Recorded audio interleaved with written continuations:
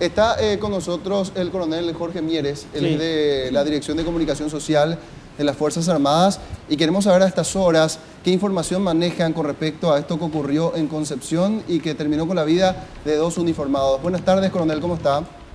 Sí, buenas tardes, encantado de saludarle, le escucho.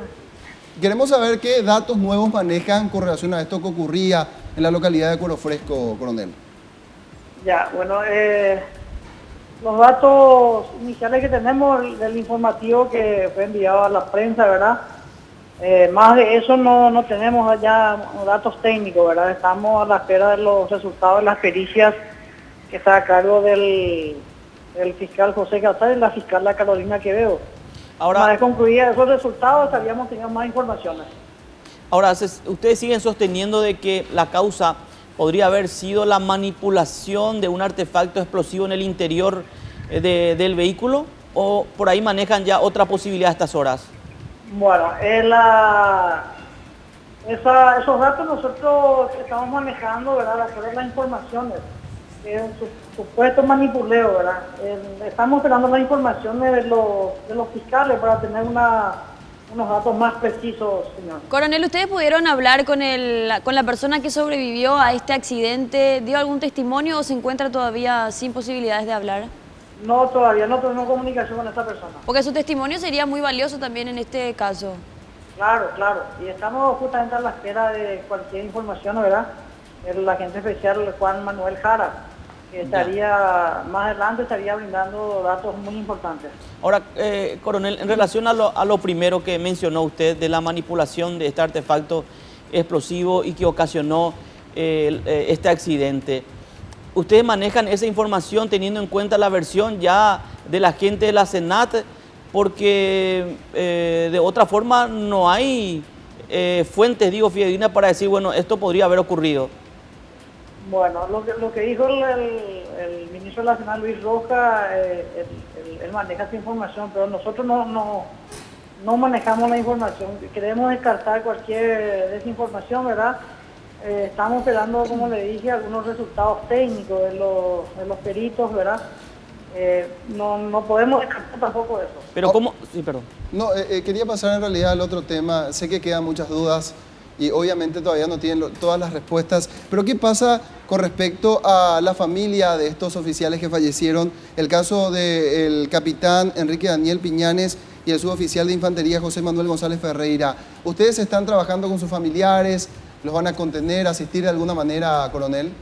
Sí, desde la información que tuvimos del fallecimiento de los 2 personales militares camaradas nuestros, de ese momento se le dio asistencia a los familiares. En el caso del capitán, ¿él era explosivista? ¿Cuál era su especialidad? El capitán Piñanes es de la Armada de Ingeniería y es explosivista. Tenemos muchas dudas, entonces queremos descartar cualquier posibilidad de manipulación, así como se dijo en la prensa. Claro, porque es una persona avesada en la materia, entendida. Sí, señor. Sí, señor. Y el otro agente, el otro uniformado, el oficial de infantería, ¿cuál era su especialidad? Bueno, él estaba en la parte comisionada a la Fuerza de Tarea Conjunta, tenía un trabajo específico, ¿verdad? Él iba como acompañante y estaba en la parte de inteligencia. Ahora, ¿qué función ellos iban a desempeñar en relación a este tema? Ocurrió este accidente al costado de la ruta internacional, pero ¿qué destino tenían? Bueno, esos datos, precisamente con los datos técnicos, no tengo a mano, ¿verdad? El trabajo específico, yo estaría por no dar esa información, ¿verdad? Sí. Y, con la disculpa del caso. La foja de servicio de ambos uniformados, estamos hablando de militares altamente entrenados y capacitados con un buen desempeño a lo largo de su carrera, coronel. Sí, señor. A cualquiera, por ejemplo, se puede suceder un accidente, ¿verdad? Estamos a la investigación de qué pudo realmente suceder.